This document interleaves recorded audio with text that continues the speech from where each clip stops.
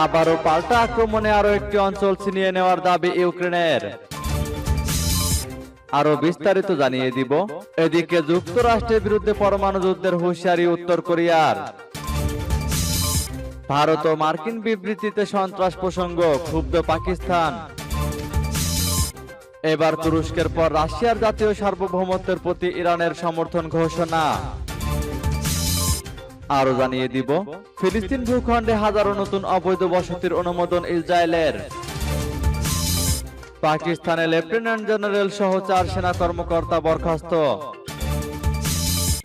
Japan ও তাইওয়ানে এবার চীনের গুপ্তচর বেলুন প্রবেশ করেছে। এবং সর্বশেষে জানিয়ে দিব, এবার ওয়াগনার যোদ্ধাদের সামনে 3টি বিকল্প দিলেন পুতিন। শুনছিলেন সংবাদ শিরোনাম, এখন বিস্তারিত। তবে তার আগে অনুরোধ থাকবে, এই ভিডিওতে একটি লাইক দিন এবং কমেন্টস করে জানিয়ে দিন আপনি কোন জেলা থেকে বা কোথা থেকে আমাদের সাথে যুক্ত রয়েছেন। এবং সংবাদের সর্বশেষ গুরুত্বপূর্ণ আপডেট পেতে চ্যানেলটি সাবস্ক্রাইব করে আমাদের সঙ্গেই থাকুন। আবারও পাল্টা আক্রমণে আরো একটি অঞ্চল ছিনিয়ে নেওয়ার দাবি ইউক্রেনের। রাশিয়ার শক্ত প্রতিরোধ ব্যবস্থা ভেঙে দক্ষিণ অঞ্চলের আরেকটি গ্রাম পুনরুদ্ধার করা হয়েছে বলে দাবি করেছে ইউক্রেন। এক ভিডিও বার্তায় এমনটি জানিয়েছে ইউক্রেনীয় সেনারা। খবর কিয়েভ পোস্টের। ওই ভিডিওতে ইউক্রেনের সেনা সদস্যরা জানান, পাল্টা আক্রমণ শুরুর পর এখন পর্যন্ত 9টি গ্রাম পুনরুদ্ধার করা হয়েছে। 130 বর্গ কিলোমিটার এলাকা পুনরায় নিয়ন্ত্রণে নেওয়া হয়েছে বলেও জানান তারা। সোমবার ভাইরাল হওয়া একটি ভিডিওতে দেখা যায়, ইউক্রেনের সেনারা একটি বিধ্বস্ত ভবনের সামনে পতাকা ওড়াচ্ছে। তবে এ নিয়ে এখনো কোনো মন্তব্য করেনি মস্কো। এদিকে ওয়াগনার বাহিনীর বিদ্রোহের পর রাষ্ট্রীয় টেলিভিশনে দেওয়া ভাষণে প্রেসিডেন্ট জানান, ওয়াগনার যোদ্ধারা চাইলে বেলারুশে যেতে পারে অথবা রাশিয়ার প্রতিরক্ষা মন্ত্রণালয়ের সাথে চুক্তি করে কাজ করতে পারবে। তবে রাশিয়ার গণমাধ্যমের তথ্য মতে প্রিগোজিন এখনো তদন্তের আওতায় আছেন, বহাল আছে ফৌজদারি মামলাও। ভাষণে ওয়াগনার বিদ্রোহীদের দমনে নিহত পাইলটদের পরিবারের প্রতি সমবেদনাও জানান পুতিন। এবার যুক্তরাষ্ট্রের বিরুদ্ধে পরমাণু যুদ্ধের হুঁশিয়ারি উত্তর কোরিয়ার। এদিকে যুক্তরাষ্ট্রের বিরুদ্ধে পরমাণু যুদ্ধের হুঁশিয়ারি দিয়েছে উত্তর কোরিয়া। পিয়ংইয়ং এ রাষ্ট্রীয়ভাবে আয়োজিত গণসমাবেশে যুক্তরাষ্ট্রকে ধ্বংস করতে প্রতিশোধ যুদ্ধের ঘোষণা দিয়েছে লাখো মানুষ। কোরীয় যুদ্ধের 73তম বার্ষিকী উপলক্ষে পিয়ংইয়ং এ গণসমাবেশ করে এশিয়ার পরমাণু অস্ত্রের ক্ষমতাধর এই দেশটি। আয়োজিত সমাবেশে যুক্তরাষ্ট্রকে ধ্বংস করতে প্রতিশোধ যুদ্ধের স্লোগান দেন বিক্ষুব্ধরা। এছাড়া পররাষ্ট্র মন্ত্রণালয়ের পৃথক একটি প্রতিবেদনে উত্তর কোরিয়া বলেছে, একটি পারমাণবিক যুদ্ধ শুরু করার জন্য যুক্তরাষ্ট্র বেপরোয়া প্রচেষ্টা চালাচ্ছে। কোরিয়া যুদ্ধ শুরুর বার্ষিকী উপলক্ষে রাজধানী পিয়ংইয়ং এ বিশাল জনসমাবেশ করে উত্তর কোরিয়া যুক্তরাষ্ট্রের নিন্দা জানিয়েছে। প্রাথমিকভাবে দেশটির পররাষ্ট্র মন্ত্রণালয় পারমাণবিক যুদ্ধের সতর্কবাণী উচ্চারণ করেছে। সোমবার রাষ্ট্রীয় সংবাদ মাধ্যম কেসিএনএ জানিয়েছে, রবিবার অনুষ্ঠিত সমাবেশে রাজধানী জুড়ে প্রায় 1,20,000 শ্রমজীবী মানুষ ও শিক্ষার্থী অংশ নেয়। রাষ্ট্রীয় মিডিয়ায় প্রকাশিত ছবিতে দেখা যায়, একটি বিশাল স্টেডিয়ামে প্রচুর মানুষ জড়ো হয়েছে, যাতে হাতে লেখা প্লে কার্ডে ছিল, যুক্তরাষ্ট্রের পুরো ভূখণ্ড আমাদের হামলার গুলার আওতার মধ্যে, সাম্রাজ্যবাদী যুক্তরাষ্ট্র শান্তি ধ্বংসকারী ইত্যাদি স্লোগান। তারা যুক্তরাষ্ট্রকে ধ্বংস করার জন্য প্রতিশোধমূলক যুদ্ধের প্রত্যয় জানিয়ে স্লোগান দেয় বলে গণমাধ্যমটি জানিয়েছে। ভারত ও মার্কিন বিবৃতিতে সন্ত্রাস প্রসঙ্গ, ক্ষুব্ধ পাকিস্তান। ভারত ও মার্কিন যৌথ বিবৃতি নিয়ে ক্ষুব্ধ পাকিস্তান। আমেরিকার সহকারী রাষ্ট্রদূতকে ডেকে প্রতিবাদ পাকিস্তানের।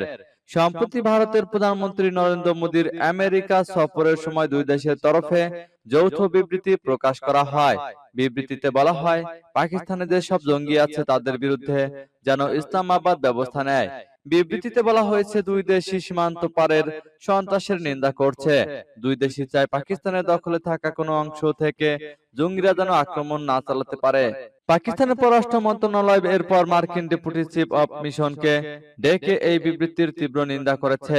বলা হয়েছে, এই বিবৃতি অপ্রয়োজনীয়, একতরফা ও বিভ্রান্তিকর। পাকিস্তান বলেছে, আমেরিকা যেন এমন কিছু না করে যার ফলে পাকিস্তানের বিরুদ্ধে ভারতের ভিত্তিহীন ও রাজনৈতিক উদ্দেশ্যমূলক প্রচার গুরুত্ব পায়।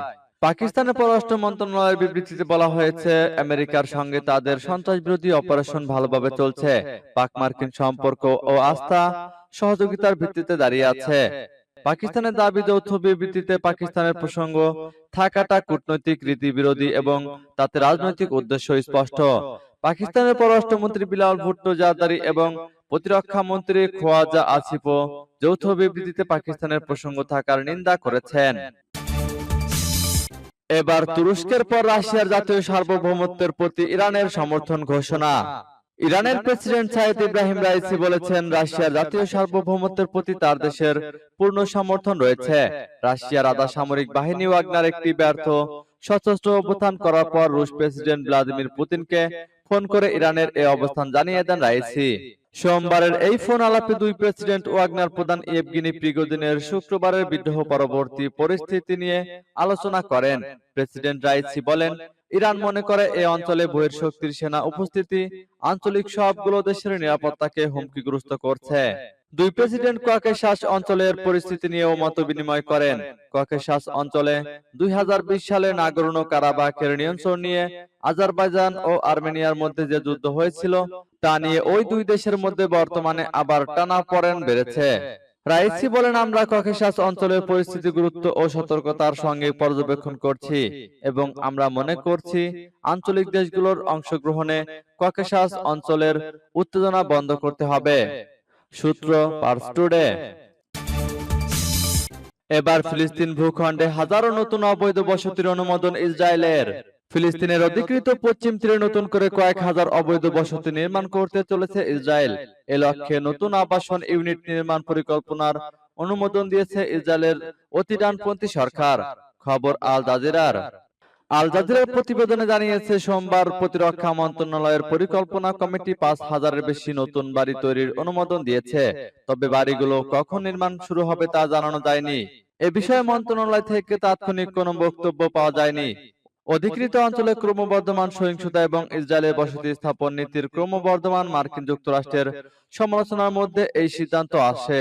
ফিলিস্তিনিদের এ বসতি নির্মাণকে অবৈধ এবং শান্তির প্রতিবন্ধক বলে মনে করে আন্তর্জাতিক সম্প্রদায়।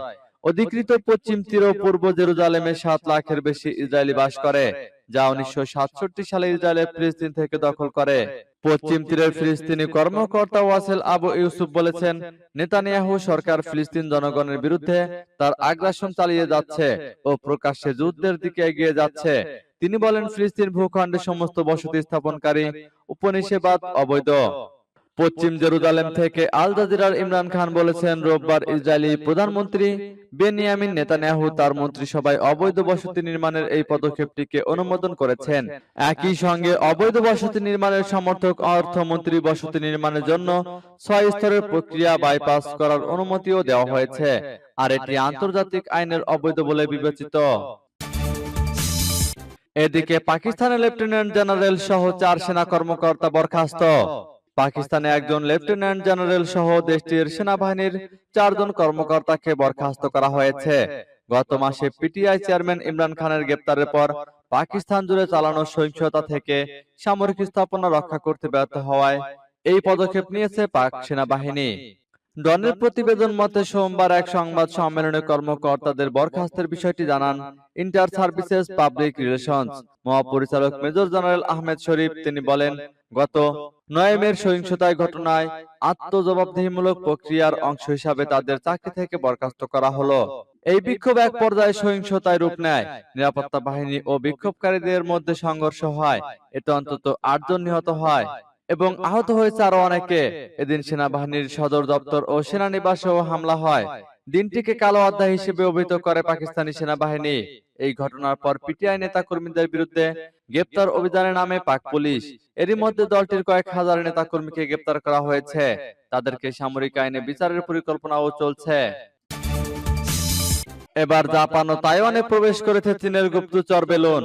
শুধু আমেরিকা নয়, জাপান ও তাইওয়ানেও গুপ্তচর বেলুন পাঠিয়েছিল চীন। সেই বেলুনের ছবি সামনে এলো। বিবিসির রিপোর্টে দাবি করা হয়েছে, উপগ্রহ ছবি থেকে এই বেলুনের খোঁজ পেয়েছে তারা। তারপর জাপানও এই বেলুনের কথা স্বীকার করেছে।